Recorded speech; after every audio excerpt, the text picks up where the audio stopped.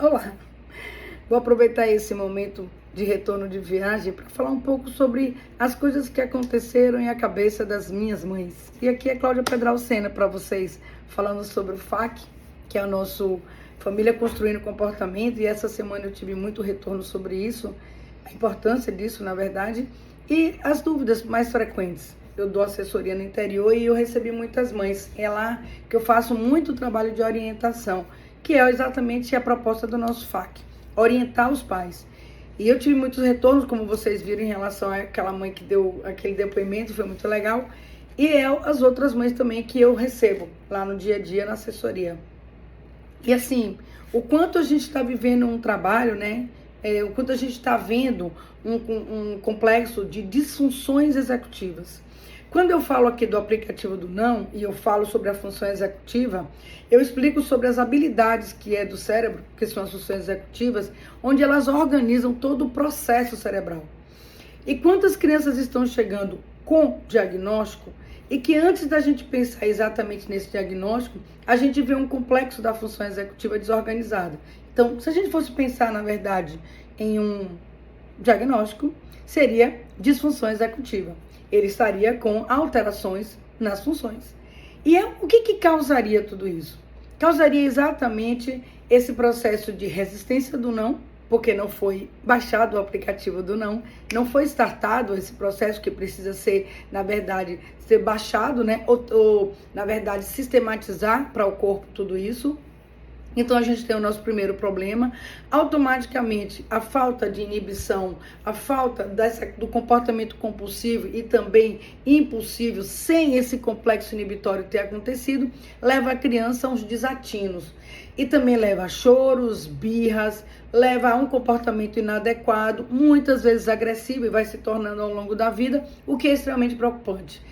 Dentro desse contexto, esse comportamento faz também um afastamento sistemático do meio social, porque são crianças que batem, que são agressivas, que às vezes cospem, que fazem coisas que não são legais em relação às outras crianças. Crianças hoje que, na verdade, terminam criando o que a escola chama de situação evitativa, termina evitando a criança. Quantas crianças não estão deixando de ser convidadas para o aniversário do coleguinha, porque a mãe não quer que ele apronte lá dentro? Isso é muito ruim, dói muito no coração. Poxa, eu já passei por isso, é muito ruim. Já vivi com algumas crianças aqui que isso aconteceu e é preocupante, muito preocupante. Porque, na verdade, a gente termina passando pela situação de sentir o nosso filho excluído, exatamente porque eu acho que ele tem um diagnóstico, mas eu poderia mudar se eu mudasse o meu comportamento também. É uma série de crianças também que não apresentam um controle e muitas vezes não conseguem se organizar. Se desorganizam com facilidade porque não conseguem uma organização explícita no comportamento que precisa dela para que ele possa se manter ou que ele possa procurar uma forma de parar, de olhar, de ser vigente, ser real, etc, etc, etc. Mexe na atenção. Porque se a criança não tem interesse por aquilo, porque ela não tem uma rotina, ela não tem uma instalação, ela não mantém um quadro de acordo ou adequado ao processo de aprendizagem, ela desatende automaticamente. Todas essas coisas vão mexer com a área motora também, porque ela não vai ter o trabalho, não vai ter definições, ou ela não vai ter um enquadramento de coordenações, porque ela não tem vontade de fazer nada daquilo. É uma junção de situações que está numa causa só, disfunção executiva. Então, se a gente não faz esse enquadramento, se a gente não traz esse padrão, se a gente não desenvolve as funções executivas de uma criança, fatalmente teremos um quadro patológico. Sendo que ele não é curado e nem é uma terapia que vai mudar isso, mas uma mudança de comportamento, que isso tem sido geral. A gente pergunta para as mães e a resposta é uma só: sim, eu cedo. Sim, não sei o que fazer.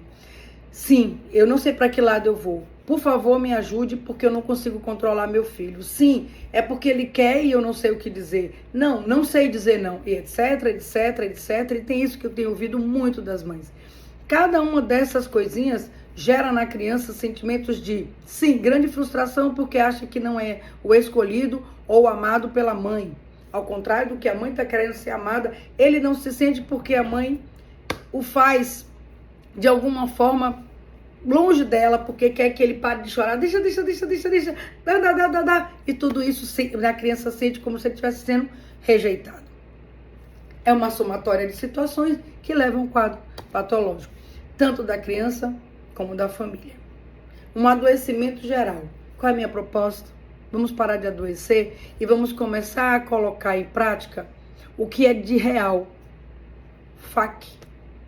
Vamos construir juntos esse comportamento. E sem o comportamento familiar ou a omissão dele, com certeza, todas essas frases que vocês dizem fica real.